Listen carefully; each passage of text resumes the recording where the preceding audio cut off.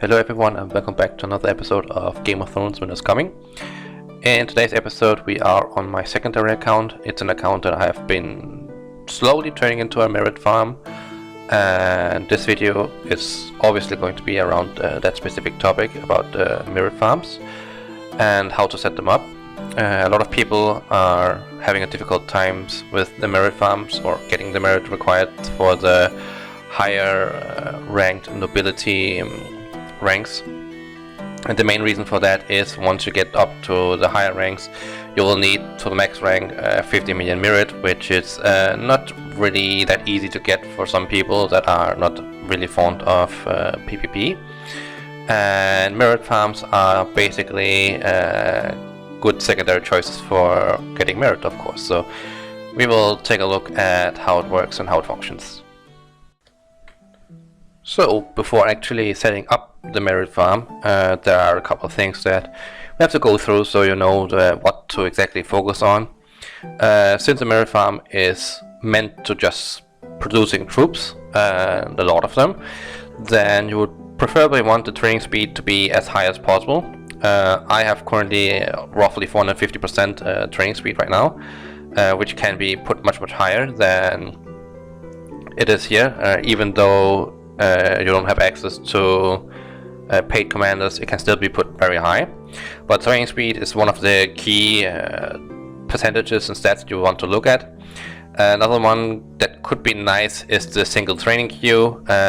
Although there are items that expand the single training queue, so you don't have to spam low amounts of trainings the entire time. So I would recommend you to get some of those. They are usually in some of the weekly wheels that are rotating around every week or every 2 weeks, I believe. Another thing to note is that you want the hospital capacity to be as low as possible. Main reason for that is because it's a pain having to fill up your hospital first and then having to kill your troops afterwards. So having a lower hospital capacity allows you to quickly get the hospital filled, of course, to not have a huge bill after to heal the troops, of course, and then also the fact that you want to kill off your troops, so the less hospital space, the easier it is to kill off your troops. And because of that, it's of course also important that you keep your merit farm bubbled so nobody else can take your troops away. And of course also the fact that you would want to keep things safe and hidden behind your walls so that you can slowly get them off, of course. Aside from that, you would also want to have a certain amount of resource benefactors, which increases the amount of production you get from resources, mainly so that you don't run out of your resources that you need for specific troops. And of course you can use your main to also supply resources over to your account. But these are like the main things that you have to focus on when you are starting to set up your merit farm for your main account. We will now take a look at how to get your training stats as high as possible. There are various ways such as refinement, research, equipment, buildings, commanders, and so on and so on. The main training equipment set, preset, whatever you can call it, is this one that I'm currently shown here, which is the Champion's Helmet, the Oath Hyperbolic, the Oath Heavy Shield, the Winter Rose, and the Storm's Rage. All of those give training speed. Main reason for why I have the Lofty Crown Leg is because it gives the upkeep consumption rate reduction, which can be really nice in terms of having not to worry about your grain. There are various ways to decrease the grain consumption, especially if you're building large amount of troops. But these give, of course, training speeds. Then, of course, you want to go full mint in all the positions you can have a mint in. Main reason for that is once they're maxed out, you get 20% training speed. So from the mints alone, you get a huge chunk of training speed. And you can see here we have 7 here, 4 there, 9 there. So it's probably roughly around 16, and that should be like probably 320% from the mints alone, which is a huge deal. Another thing you want to look at in terms of refinement is that you get training speed and research speed in there, as well as a bit of army size. And the last slot you can use for whatever you want to, depending on whatever your account needs. Maybe motivation recovery bonus is a good thing for you if you want to have the ability to kill more rebel leaders. Main reason for army size is because it's easier if you want to do small deployments out in the field. Then you have at least the ability to increase your army size to a certain point, so it doesn't take forever to kill off your troops. Training speed is of course a given to actually allow yourself to get more training speed. And then research speed is because you want to research a certain amount of speed or researchers, and that helps you decrease the amount of speed ups required for that specific research. Some of them can be pretty expensive and some of them can take pretty long, and you want to have as many resources as possible, as well as the speeds as possible for the training of troops, so you can get the most out of your merit farm while you have it. But these are some of the things you can do. In terms of commander, there's this lovely little preset that you can go into called training soldiers, and you can see the commanders that give training speed for your account. Zek, Kevin and Raymond are all pay-to-win commanders, so you would have to invest a little bit of money into the account if you want to use the buffs from those. And I believe Sabrina you can get from the Lord of Lords event if it's not too harsh on your server. But it will be a grind to actually get it, so you will probably not really use them as much, but it's possible to use them if you want to increase your training speed a little bit more. And then of course in Sept of 7 there is also the training expansion, which you want to use to expand the amount of troops you can train at once.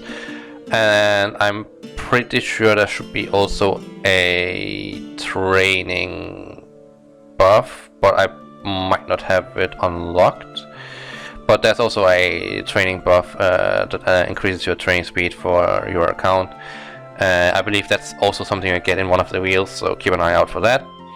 And this pretty much is like the main stats you can get. Of course there's also the buff, or the kingdom buff if you want to train troops and so on, so there are certain things you can do, but these are like the main things that you can do to actually increase your percentages as high as possible.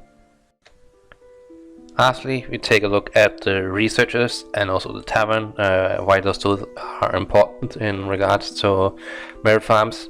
In terms of production, you would probably want to have building mastery to a certain point early on, so that you don't have to waste a lot of speed ups when building your mints. And there's some farming masteries, lodging, ironing, mining and so on, which you can use if you start feeling your resources can't keep up. In terms of city defense, you will probably want to skip as much as possible. Military, you will probably just want to unlock whichever tier 3 troop types you want to murder. Having unlocked one is pretty much enough, but if you want to advance an expedition beyond, you probably want to unlock all tier 3 troops that are available. It doesn't cost a fortune, and you can also use small text scrolls if you want to get them unlocked faster, so it's not a huge deal, but these are the things that you want to unlock, of course. And training mastery of course allows you to train your troops faster as well. In terms of expedition, not really a high priority. Could probably just skip it if you want to, unless you just want to be able to hit level 1s, get a little bit of the speed ups and such from it. Not really a huge deal. You can work on it once you have everything else set up, but just use only the research speed ups for it, so that you can keep your universal and training speed ups for troops, of course. Advanced defense, you'll probably want to skip. Advanced military, there's some interesting ones that you can get to decrease the cost of building your troops, of course. And then there's of course the training mastery too, which goes up to 24% extra training speed, which is a huge thing, so highly consider taking that as well. And of course the cost reduction for building troops is also nice. In terms of formations, there's training mastery 3, which goes up to 60%, so you can get 40% there, plus I believe it's 10 or 20% you get from the top one. So that's a bunch you can get from researching at least, and the rest is not that important. You can pretty much skip that, just focus on getting that. In terms of commandership, there's not really anything huge that you really need to focus on in that regard. Refinement, you want to probably max out as much as possible so that you can get as fast as possible with your refinement once it's required. It's going to take a long time, and you can probably stop after the accessory craftsmanship if you want to. So that's pretty much the main thing in that regard. And iron defense, there isn't really anything as far as I remember that you can get a huge value out of in that regard. Great City, it's similar. I believe there's a training mastery here, but it's 10%. It costs a lot to get there, so you can probably skip that unless it's like one of the last things that you're missing. Then you can go for it. Otherwise, skip it. And then there's the strangely garbed tier 5, which is not going to be really possible to get anything from, and wouldn't really recommend it either. So yeah, that's like roughly what you should focus on in terms of research speed-ups. And when it comes to Tavern, focus on aptitude and command, mainly because command gives you some free troops every day, which is really easy to get that way. And if you have tier 3, then you are guaranteed to get tier 3 troops, which you will need if you want to make a merit farm, because it's only tier 3 and tier 4 that counts once you are above a certain nobility rank. And aptitude, because it increases the amount of speed ups that you will have, which you can use both for research or for creating your troops. So that's really nice, really important in that regard. And lastly, when looking at the nobility, you have to get the Knight 1 rank to actually be able to give merit to your main account, or the account that you want to give merit to. So you have to get your merit farm to roughly 30 million BR to actually get the title, to allow to get merit. And of course it also increases the army size and so on. So there's a lot of good things by doing it. And this of course also means that as long as you don't upgrade it to Knight 1 quality, then even invaders, if they hit your farm, they won't get merit from it, so the troops will be lost, and there's a high chance that the invaders won't hit your castle that way then. So that's good to keep in mind, but this kind of roughly covers the main aspects of merit farms and how they work and what to do with them, and the rest is up to you. I hope you liked the video. Like and comment if you want to, subscribe to the channel if you're new. And of course, if you want to play the game, then there's going to be a link down in the description below, and so it is for the Game of Thrones Winners Coming Discord group, in case you need help or just want to have a fun time with other people there, or give suggestions to how to improve the game.